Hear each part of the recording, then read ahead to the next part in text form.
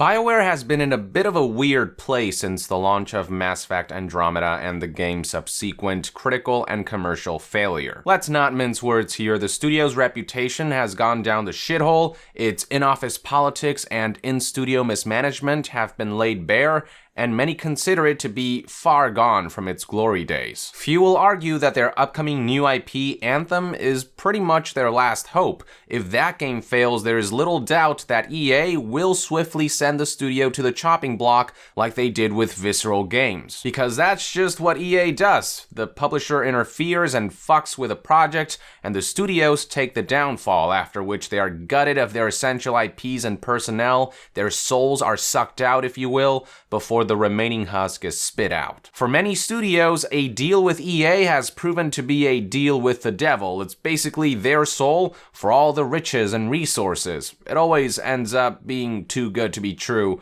and never turns out well. After all, the devil, the great deceiver, always has ulterior motives. I will say that the return of Casey Hudson did mark a small ray of hope for Bioware. The man isn't perfect by any means. Mass Effect 3's ending will haunt this man for the rest of his days, but he did lead some highly renowned titles like Knights of the Old Republic and the first two Mass Effect games. Assuming that he learned from his past mistakes, if there's anyone who can steer Bioware away from a collision course, maybe it's this guy, right? But for every key developer that returns to Bioware, another one seems to leave just as swiftly. Last time I talked about Dragon Age 4 and how its creative director left the studio mid-development. The captain of the ship just up and left without finishing what he started, which is very unusual. And now Anthem staff has suffered a major loss as well. The following information was first reported by a post on the Anthem subreddit. User Kuzalar noticed that if you check out the LinkedIn page of Anthem's lead animator, Steve Gilmore,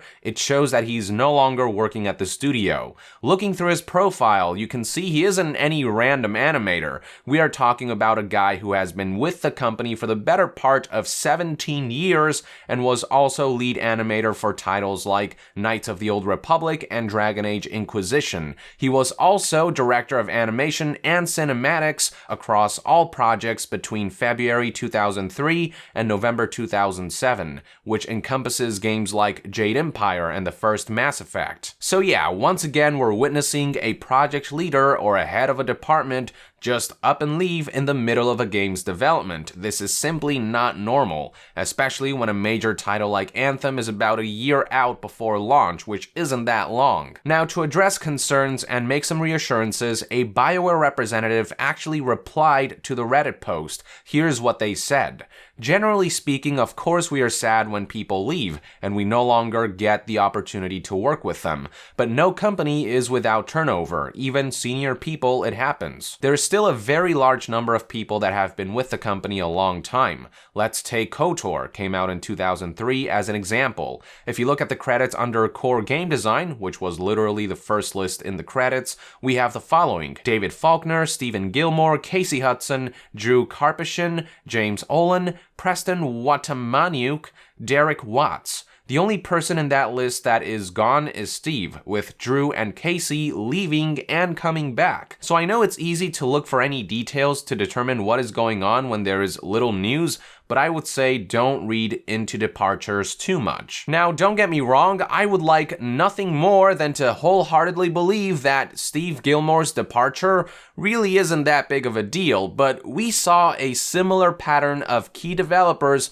leave the studio during Andromeda's development before that ship crashed and burned. I distinctly recall how when people like Bioware executive producer Casey Hudson, Andromeda senior development director Chris Wynn, Andromeda lead writer Chris Schlurf, and Andromeda senior editor Cameron Harris all left within quick succession of each other during Andromeda's development, Bioware passed it off as if everything was a-okay, when it was anything but. And now, with the departure of Dragon Age 4's creative director and Anthem's lead animator smack in the middle of their respective projects' development, I can't help but worry that history might repeat itself. I should also mention that back in July 2017, Bioware's boss, Aaron Flynn, quit the company just months after Andromeda's failed launch, with Casey Hudson returning to take his place. The timing seems all too convenient, doesn't it? All I'm saying is, yes, I'd like to believe that all is truly well at the studio, but considering what past experience has taught me,